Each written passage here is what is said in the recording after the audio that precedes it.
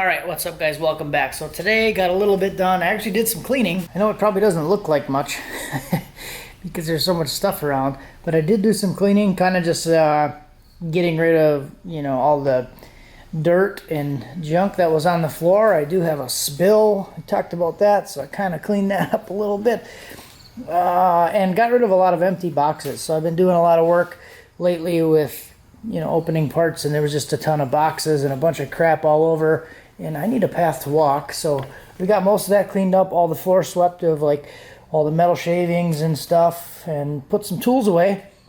Got the holly pan on, that's all done. Did some light cleaning on my workbench under the bandsaw, got all the metal junk taken care of, and started going through some injectors and stuff over here. This is taking up a lot of space. This is the Nissan 350Z full exhaust, catback exhaust that was on the car.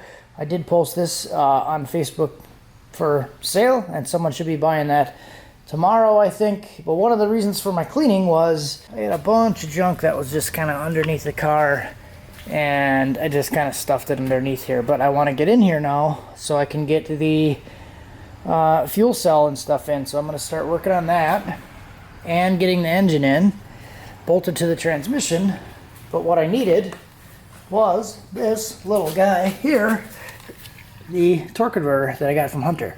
So this is it's like the Summit or Jags budget converter, like $300 or something. He had really good luck with this exact converter. This is the one that was on his car. I think he won 9s with this on his Fox body. So same converter. I think like his first pass he ever made was like a 10.3 on that car.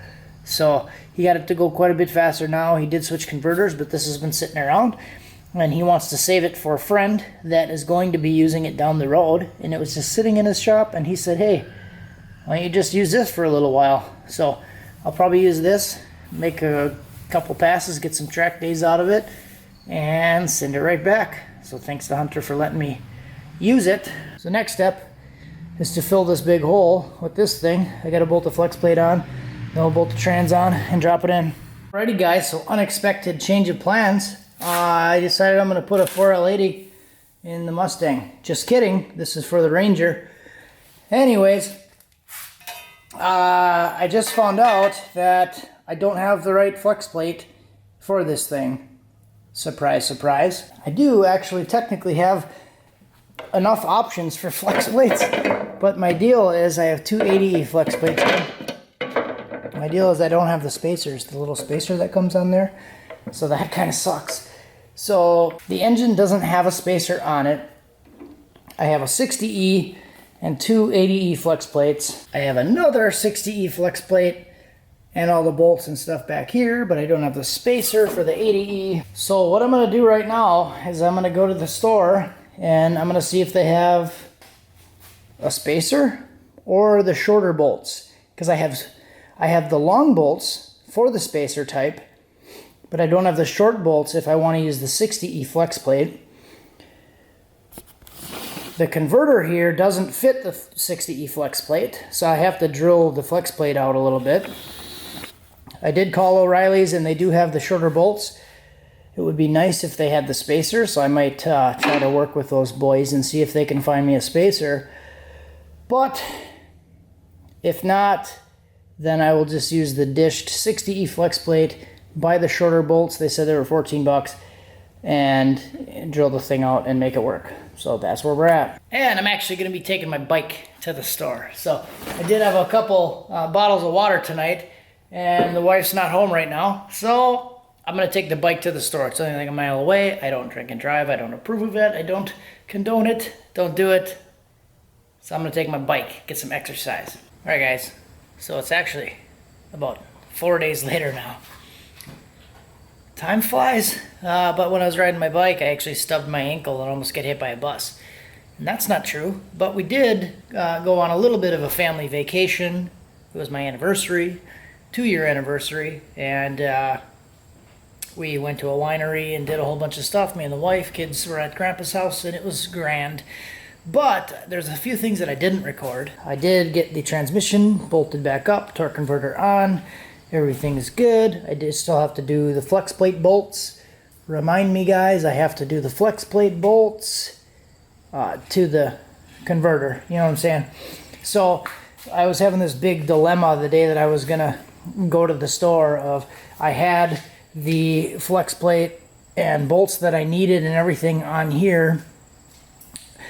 That's kind of my dilemma. So I think I explained it before. So I had the 4L80E Flexplate, but not the right bolts and whatever. So I didn't really want to have to move this thing, move the engine, take the converter off the Flexplate, take the Flexplate off the crank. I wanted to just get the right size bolts that I needed, or the spacer to use the 4L80 Flexplate that I have, because the spacing on that would have worked, and I didn't want to drill the Flexplate. So anyways, long story short, I ended up not being able to find any of the stuff that I needed after searching for it, and coming back the next day to take this stuff all apart and then use the bolt and the Flexplate and drill it out. So I did all the stuff I didn't want to do, but it only took me like 15 minutes.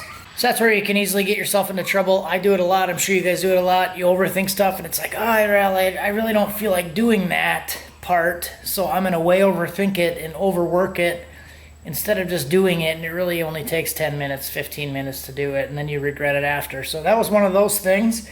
And then I think at that point I was just a little bit frustrated, so then I just kind of slammed it together and threw it in the car and wanted to do something simple before we left for our mini vacay, and threw the wiring harness on. So wiring harness is all on. I did cut a little bit of a bigger hole back there so I could get the harness through there, and everything is pretty much flopped on, ready to go. So now I want to start working on fuel system or the radiator mount. And I might actually do that today because that's going to be quick. Little dilemma that I had with the fuel cell being too big. I don't want to cut up anything that is back there right now, so I just ordered a different fuel cell. So a little bit of a miss on my part. My daughter's giving me a hug right now. And not really a miss, I just didn't measure. I wanted to go with a 20-gallon fuel cell, and I was just going to make it work like I normally do because I wanted the larger capacity for driving it around. But the 10-gallon is going to fit a lot better. That's what I went with. So I'll still have this one for later if I want to modify that stuff down the road. But that one will just drop right in and pretty much bolt right in and be fine. So that's on its way. I might start cutting the lines tonight. Maybe I'll do radiator. Let's do radiator mount. Alright guys, we're going to do some welding.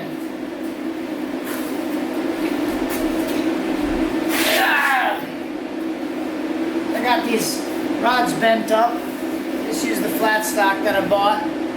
Got it all welded. Or tacked into place, I should say. That's what we got going on. I'll turn the light on so you can see me. Alright, let's just be useless. I'm going to be sitting pretzel-legged and using the finger clicker. Let's do it. Gotta put a helmet on. Holy boy. Mustard sandwich. Alright. I can't tell you how many times I do that. I sit down, I spend 17 minutes prepping for my weld, and then I forget to turn the welder on. Wouldn't be the first time, kids. Let's go.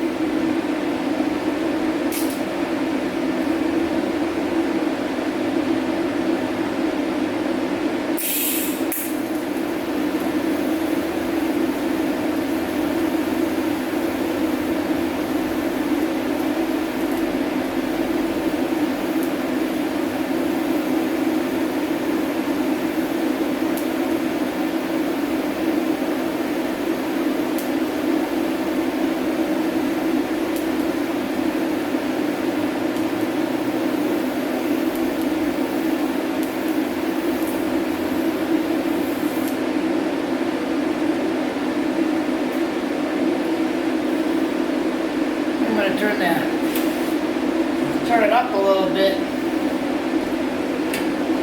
That one was a little slow. It was at 110 amps. We go to 125 on this one.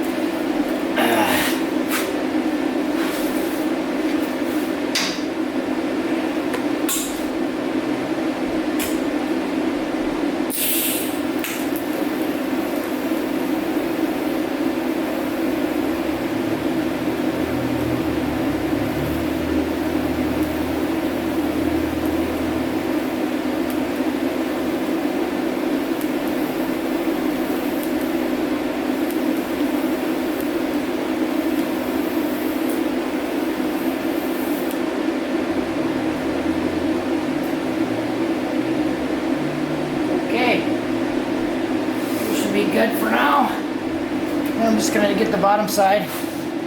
We'll be done. Alrighty guys, so here we go. It's all on there, all welded in place. I just threw some 3/8 bolts in there. They're a little bit long, but just to kind of hold it in place and show what it's gonna look like. So I did TIG weld everything in place. So that's all there. And I will go over it with the primer and the paint, but that's how it looks with the little flat stock bars bent in place. And it's just going to be enough here for me. It's going to clear this bar enough for me to still get to the cap, remove it, and it won't hit the bumper at all. So that should be good. I am going to get the right size bolts for this, of course, and then primer it, paint it when I paint everything else, and now we can get back to work on all the other goodies. That's it for this one, guys. Thanks for watching. Have a good one.